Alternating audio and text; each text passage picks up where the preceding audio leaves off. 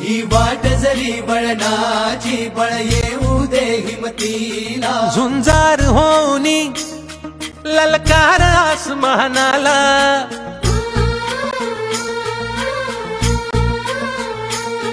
लावून कपा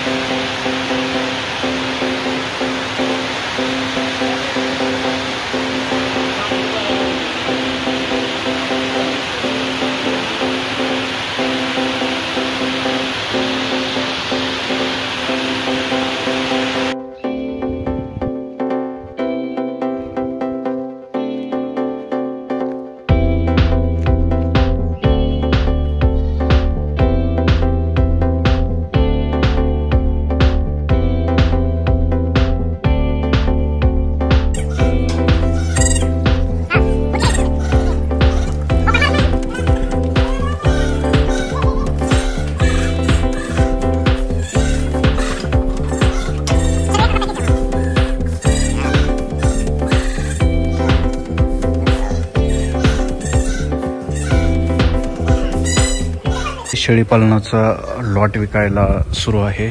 शेळीपालनाचा लॉट म्हणजे जास्त करून तर बोकड आणि पाटरे, कोंबडा काय दुपार झाली तरी बाग द्यायला।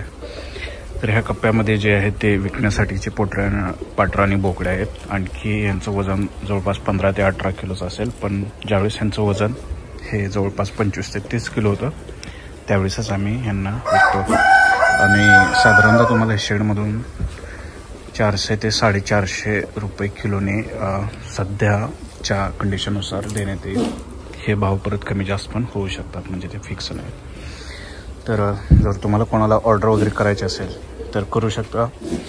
आणि ते बोकडे पण आहेत, पाट पण आहेत, तिकडच्या साईडला पण बऱ्याचशा शेळ्याची पिल्लं वगैरे आहेत। आणि इकडे जे आहेत हे जस्ट काही शेळ्या येलेल्या आहेत, तर त्यांचे पिल्लं यांना फक्त 1 आठवडा झालेला आहे। तर तिकडचे आहेत ते त्यांना 2-3 दिवसच झालेले असतील। तर इकडच्या ह्याच्यामध्ये हे जे आहेत यांचे जवळपास 3 ते 4 महिन्याचे हे सर्वसाधारणतः पिल्ले असावेत, 3 ते 4 महिन्याचे।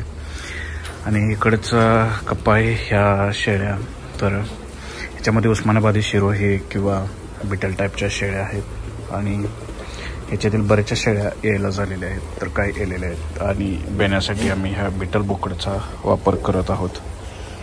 तर हे बोकड खूप महाग मिळत आहे, परंतु याच्यामुळे जर तुम्ही शेळीपालन करत असाल तर इतर शेळ्यांचं ह्या बोकडामुळे वजन खूप फास्ट वाढतं आणि तुम्हाला एक चांगल्या प्रकारचा नफा मिळू शकतो। बोकडाची पिल्लं वगैरे पण खूप मोठी होतात।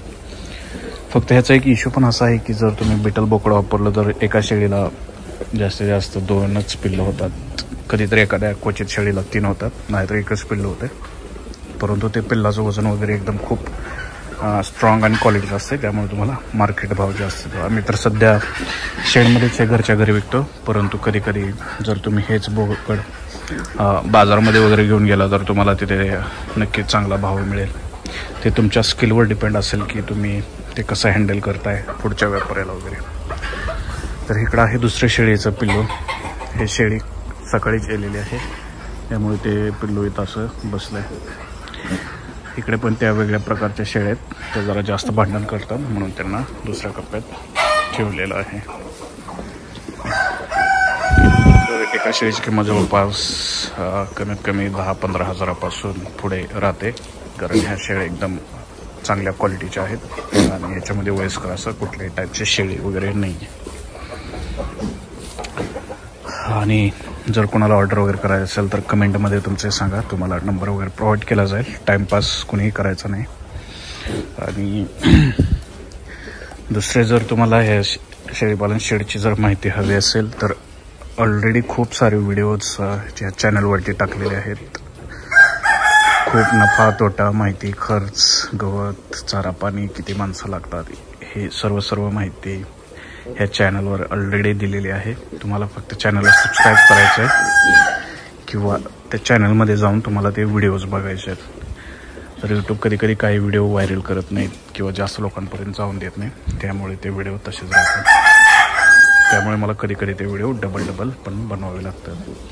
तर ठीक आहे, मी इथे थांबतो. आणि याच्या व्यतिरिक्तच मी आमचं मला सर्व शेत वगैरे दाखवलेलं आहे. चारा आम्ही कसा केला आहे, सुबाबळ, शेवरी, मका किंवा दुसरं शेतामध्ये आणखी कुठल्या गोष्टी आहेत त्याची पण माहिती सर्व दिलेली आहे. तर चला, व्हिडिओला शेअर करा, लाईक करा, तुमच्या कमेंट्स बॉक्समध्ये करा. तुमची काय इच्छा आहे ते कळवा किंवा तुमचे काय क्वेश्चन्स असतील तेही विचारा. तर मी व्हिडिओला इथेच थांबवतो. Thank you, bye bye.